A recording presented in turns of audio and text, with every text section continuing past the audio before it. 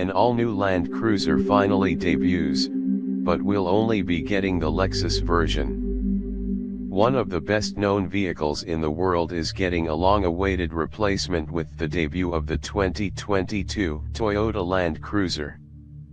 Unfortunately for Americans, we won't be getting it. The new model, known internally and to Land Cruiser enthusiasts as the 300 series, is a melding of the tried and true 200 series that's been around since 2007 and the GAF derivative of Toyota's newer TNGA platform.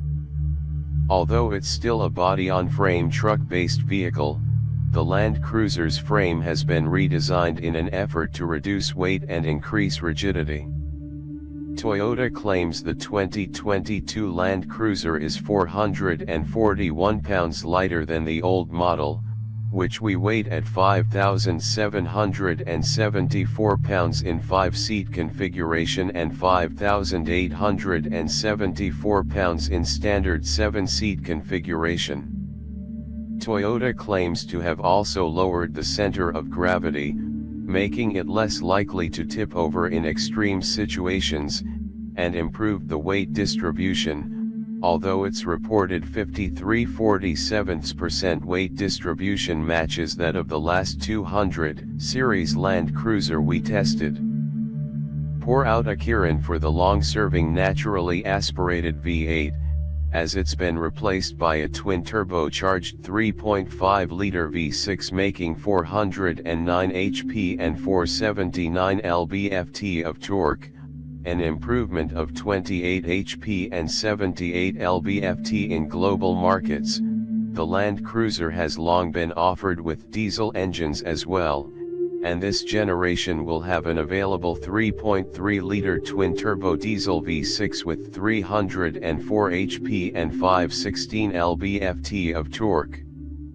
Both engines will mate to a 10-speed automatic transmission and feature full-time 4-wheel drive with a 2-speed transfer case. In certain markets, a naturally aspirated gas V6 with a 6-speed automatic will also be available. Regardless, Toyota notes the engine and transmission sit 2.8 inches further back and 1.1 inches lower in the new SUV relative to the old one. Putting down the power is an updated suspension, though details are thin.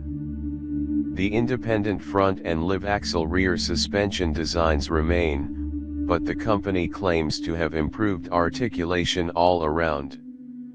Toyota's Kinetic Dynamic Suspension System, KDSS, has been updated to EKDSS, though no details were given.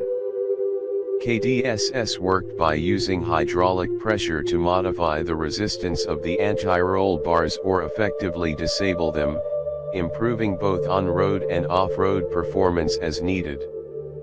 We surmise EKDSS replaces the centrally mounted hydraulic pump and lines with a pair of pumps, one for each axle, which may allow the system to control the axles separately for greater control of body and wheel movements. Also assisting off-road are a pair of electronic aids, Multi-Terrain Monitor and Multi-Terrain Select.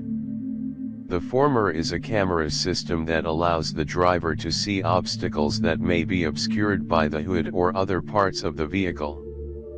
The latter automatically changes the drive mode based on the terrain rather than requiring the driver to do it manually. All of the suspension and off-road tech updates were reportedly put through their paces by both Toyota engineers and professional drivers from the company's Dakar Rally team. Getting anywhere off-road requires clearance and good approach, departure, and breakover angles. Toyota has not provided these figures yet, but it does say the exterior dimensions and approach and departure angles are the same as the previous model despite the new styling. This would make the new Land Cruiser 194.9 inches long, 77.9 inches wide, and 74.0 inches tall with a 32-degree approach angle and 24-degree departure angle. Ground clearance is likewise unspecified at this time. The 200 series had 9.1 inches. The wheelbase of the new SUV, however, measures the same 112.2 inches as its predecessor. The new Land Cruiser's bodywork, which we've seen in previously leaked images, is more blocky and features a bigger grille, but is clearly evolved from the previous model. Toyota says features such as the headlights and tail lights were deliberately mounted as high as possible where they'd be less likely to be damaged off-road. 3 different front ends are offered, 2 feature horizontal grille slats and a more street-friendly appearance, while the GR Sport trim wears a black grille and bumper that adds a more off-road ready look to the model. The inside scoop. The 2022 Land Cruiser is entirely new inside as well. Up front is a more modern horizontal dash supported by a blocky center stack topped with a widescreen infotainment display.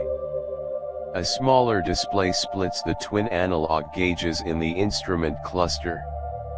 Owing to its off-road purpose, all of the buttons and switches are old-school physical pieces, not hyper-modern touch-sensitive panels. Toyota says all functions should be easy to operate by feel while off-roading. A much bigger departure is found in the third row. For the last 2 generations, the third row seats have split down the middle and folded up against the windows when more cargo space was needed. This design is gone, replaced by more traditional seats which fold flat into the floor. Toyota also updated the Land Cruiser's safety tech with its Toyota Safety Sense suite of technology. In addition to vehicles, pedestrians, and cyclists, the system now also recognizes vehicles crossing at intersections and can intervene with steering and lane keep assistance when the driver makes an emergency crash-avoiding maneuver.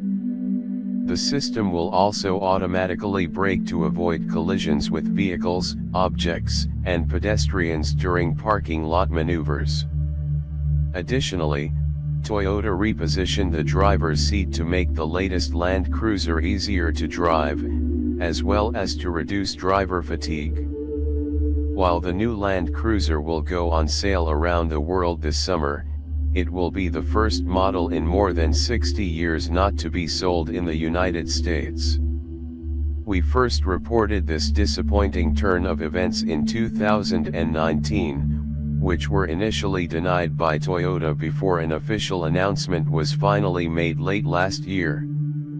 Toyota has hinted at some potential Land Cruiser news for the US at some point in the future, but according to our sources, we will only get a new generation of the Land Cruiser-based Lexus LX. Toyota only builds the Land Cruiser in 2 factories and it can't enlarge either, so global supply is constrained and the company expects the new model to be very popular abroad.